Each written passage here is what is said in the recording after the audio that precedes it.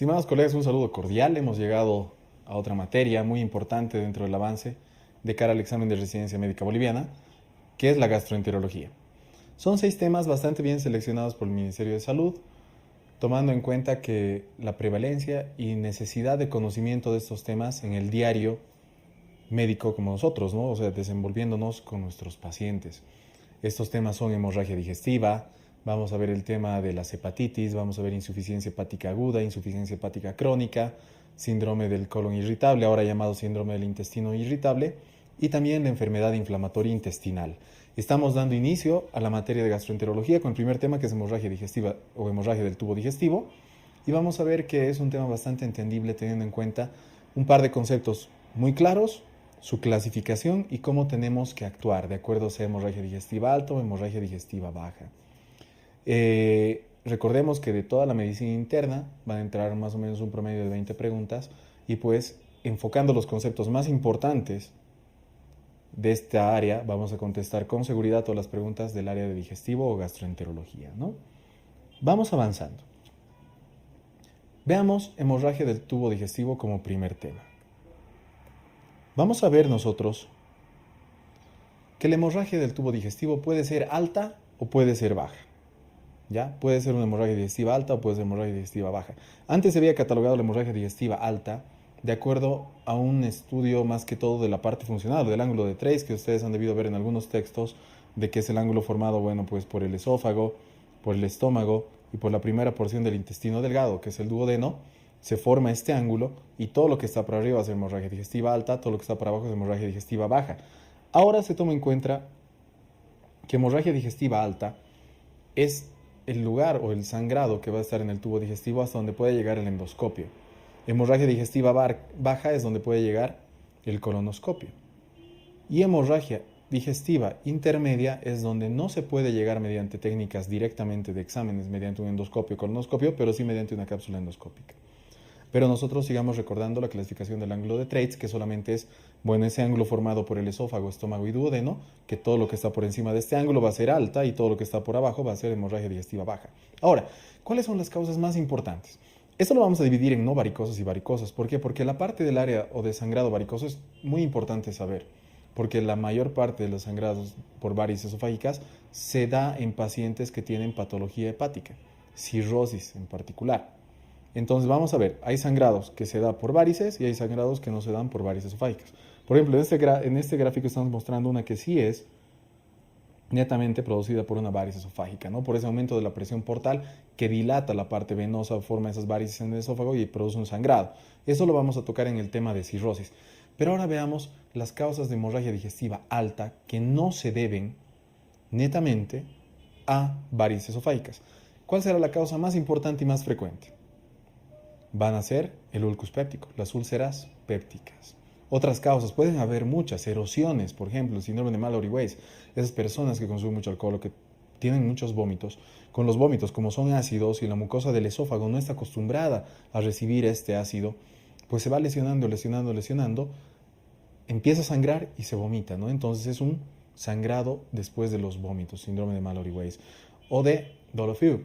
¿Qué es el síndrome de Dolofiu? Por ejemplo, son arterias bastante tortuosas, bastante dilatadas, son anormalidades vasculares en pocas palabras, que están en la submucosa, podemos ver acá, en la submucosa del estómago, están más que todo en el estómago, también puede estar en el intestino delgado proximal, pero que se dilatan, dilatan, dilatan, y cualquier erosión o lesión a este nivel puede causar un sangrado en las mismas y una hemorragia digestiva alta. Los tumores son otra causa de hemorragia digestiva alta, las erosiones, etcétera. No, pero las más frecuentes de lejos va a ser la úlcera péptica, las erosiones o lesiones causadas por enfermedad ulcerosa péptica. ¿Cuál es la clínica, obviamente, de una hemorragia digestiva alta? ¿Qué va a tener? Vómitos netos, sangre fresca, hematemesis, lo que llamamos, o vómitos en pozos de café. ¿Por qué se llaman en pozos de café? Pues porque la sangre ya ha entrado en contacto con el ácido clorhídrico, ha tomado ese color, esa característica como en pozos de café, y eso es lo que nosotros vemos del vómito, melenas. ¿Por qué? Porque estás tragando la sangre. Los pacientes están tragando, están digiriendo esa sangre, va a pasar, va a ser digerida, y pues hay esas defecaciones melénicas. malolientes de color negro. Hematoquesia, nosotros nos preguntaremos por qué se puede producir hematoquesia. En primer lugar, ¿qué es hematoquesia? Es la expulsión de sangre viva por el ano, si es una hemorragia digestiva alta. Pero recordemos que una hemorragia digestiva alta puede tener un tránsito rápido. Es como una persona cuando tiene diarrea, puede tener un tránsito rápido. Es lo mismo la hematoquesia. La sangre no va a tener tiempo de digerirse y se bota sangre neta por el ano. Pero esto se da en una hemorragia digestiva alta de tránsito rápido. Y pues lógicamente la hipoperfusión. Si estamos perdiendo sangre, el paciente va a estar hipoperfundido, va a estar taquicárdico, hipotenso, va a estar con alteraciones de la concentración, va a estar desganado, etcétera, ¿no? Van a haber muchas alteraciones que nos orientan a una hipoperfusión. Recordemos, hemorragia digestiva alta es aquella hemorragia que se encuentra por encima del ángulo de Treitz, que es el ángulo formado por el esófago, estómago y duodeno. También se considera hemorragia digestiva alta la hemorragia que, bueno, nosotros podemos lograr estudiar mediante el endoscopio. ¿Cuáles son las causas más frecuentes? La úlcera péptica. ¿Cuáles son otras causas de hemorragia digestiva alta? No varicosa, los tumores, las erosiones, podríamos nombrar al síndrome de Mallory-Weiss o enfermedad de Dolopheu, que es la dilatación de esas venas o, bueno, arterias tortuosas que están en la submucosa del estómago. ¿Qué más debemos recordar de esta parte? La clínica. Obviamente, si está sangrando un vaso arriba, ¿qué va a tener? Vómitos de sangre. ¿Qué se llama eso? Hematoquesia. O vómitos en pozos de café. ¿Por qué? Porque ya ha sido la sangre, bueno, ha entrado en contacto con el ácido clorhídrico y tiene esas características de pozos de café. Melenas. ¿Por qué? Porque se ha digerido la sangre, ha atravesado todo el tubo digestivo, se ha eliminado esas deposiciones negras malolientes, se denominan melenas. O hematoquesia.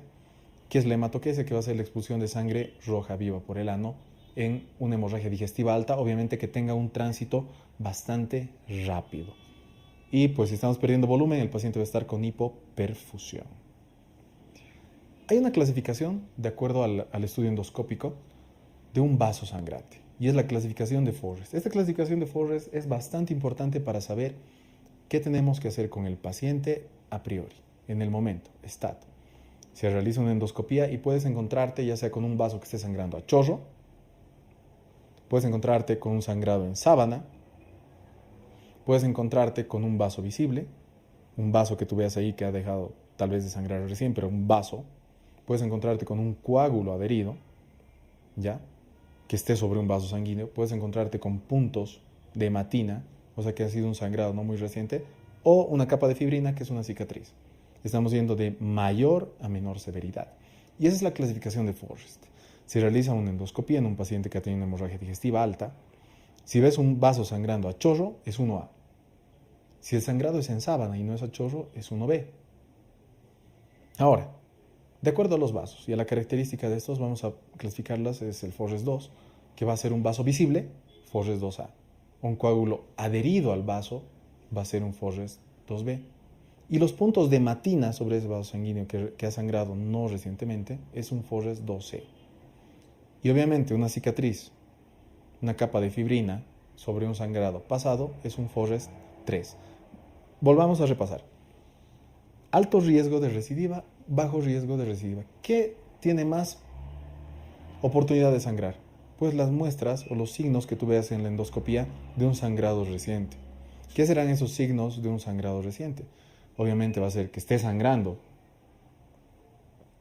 que el sangrado sea en sábana, que estés viendo ese vaso sanguíneo en cualquier rato va a volver a sangrar, que haya un coágulo que se puede desprender y puede volver a sangrar. Entonces hasta ahí son signos de alto riesgo de recidiva. Es un paciente que puede en cualquier instante volver a tener un sangrado, una hemorragia digestiva alta. Catalogándolo en la escala de Forrest. Forrest 1A, a chorro. Forrest 1B, en sábana. 2A, vaso visible. 2B, coágulo adherido. Hasta ahí es de alto riesgo. ¿Qué pasa en pacientes de bajo riesgo de sangrado? Que ya no tienen o no es muy importante tomar técnicas más drásticas sobre esos vasos sanguíneos. Pues será el 2C porque tiene puntos de hematina. Quiere decir que ha sangrado ese vaso pero ya hace tiempo y se está formando una cicatriz. O el 3, el Forrest 3, que ya están cubiertos por netamente una capa de cicatriz o fibrina, ¿no? Y como podemos ver, estos son los gráficos netamente de cada uno de la clasificación de Forrest. ¿Qué hacemos con los pacientes con un sangrado digestivo alto. Obviamente lo primero que tenemos que hacer, ingresa el paciente y tenemos que ponerlo antes incluso de realizar una endoscopía, tiene que estar hemodinámicamente estable. Si es un paciente que se está choqueando, está hipoperfundido, hay que canalizar vías, hay que ponerle líquido, hay que hacer que ese paciente esté hemodinámicamente estable. Se hace una endoscopía y clasificas de acuerdo a la escala de Forrest que acabamos de ver. Luego, ¿qué vamos a hacer? El paciente puede o no puede estar en NPO. Se aconseja que esté en NPO, o sea, nada por vía oral, sin consumir alimentos, solamente una dieta líquida. ¿Por qué? Porque cualquier rato podemos realizar una nueva endoscopía. Es controversial el uso de sonda nasogástrica, pero también se recomienda. ¿Para qué? Para disminuir la distensión del estómago. Obviamente el paciente tiene que estar hospitalizado y canalizado, ¿no? El tratamiento hemostático. Se realiza una endoscopía digestiva alta. Si se sospecha que es un sangrado por varices esofágica, bueno, pues se van a poner vasoconstrictores, la somatostatina y la terlipresina. Pero no estamos viendo eso lo vamos a ver en la parte de cirrosis. Pero en la clasificación de Forrest, vamos a actuar nosotros de acuerdo a si tienen alto riesgo o bajo riesgo de recidiva. Si es un paciente que tiene bajo riesgo de recidiva, o sea, ya estás viendo los puntos de Matina, que es el Forrest 2C, o estás viendo esa capa de fibrina, que es el Forrest 3, ¿qué vas a hacer? Dar tratamiento con inhibidores de la bomba de protones, omeprazol 20 miligramos, y el paciente puede ser dado de alta. Es un paciente ambulatorio. Pero si es un paciente de alto riesgo de recidiva de sangrado, ¿qué vamos a hacer? Estamos hablando del Forrest 1A, 1B, 2A, 2B. Esos pacientes, o sea, que tienen sangrado a chorro, sangrado en sábana, que tienen un vaso visible o un coágulo adherido, necesitan ser hospitalizados, canalizados, evaluados hemodinámicamente, tienen que estar estables y realizar un tratamiento endoscópico. ¿Cómo se realiza este tratamiento endoscópico? Mediante un endoscopio se va a realizar primero una punción con adrenalina. Eso disminuye mucho el sangrado de ese vaso, de acuerdo en qué clasificación esté. Se da durante 72 horas inhibidores de la bomba de protones de forma endovenosa y se realiza un tratamiento invasivo mediante clips o quemando ese vaso que estaba sangrando. ¿Ya? Entonces puede ser pues una técnica clip, termorregulación o una esclerosis. Repasamos. Mi paciente no tiene riesgo de sangrar. Es un Forrest 12 o es un Forrest 3. ¿Qué voy a hacer? Le doy de alta y le doy omeprazol 20 miligramos. Y claro, vamos a tener controles periódicos. Mi paciente tiene mucho riesgo de volver a sangrar. ¿Por qué? Porque le hemos estabilizado, lo hemos ingresado, le hemos realizado una endoscopia y está en un Forrest 2A. Tiene riesgo de sangrar. ¿Qué hacemos? Pues una endoscopía, le ponemos un clic, adrenalina y inhibidores de la bomba de protones endovenosos durante 72 horas. ¿No? Obviamente el tratamiento se va a mantener con los inhibidores de la bomba de protones durante un par de horas más, diré durante un par de días. En estos pacientes, el tratamiento se mantiene 4 semanas, si es una úlcera duodenal, inhibidores de la bomba de protones, 4 semanas. Pero se mantiene durante más semanas, 8 semanas, si es una úlcera gástrica. Y no olvidemos que después de 8 semanas, el tratamiento es indefinido la úlcera gástrica, ¿no? Porque tenemos que mantener, el estómago es el que tiene ese ácido, tenemos que cauterizar ese ácido hasta que se sane el paciente. El tratamiento entonces, úlcera duodenal, luego que he estabilizado al paciente y le he dado IVPs por 72 horas, le voy a dar además IVPs por vía oral durante 4 semanas si es una úlcera duodenal. Pero si es una úlcera gástrica, le voy a seguir dando IVPs a este paciente durante muchas semanas, si es úlcera gástrica, hasta que consideremos prudente.